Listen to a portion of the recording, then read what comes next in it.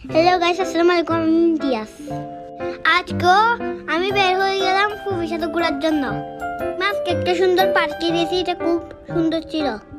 আমি এখানে যাই স্পাইডারম্যান হয়ে গেছি, স্পাইডারম্যান লাগাচ্ছিলাম।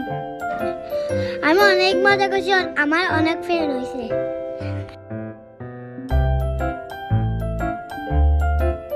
গেমটা অনেক হার্ড ছিল, আমি ট্রাই করতেছিলাম।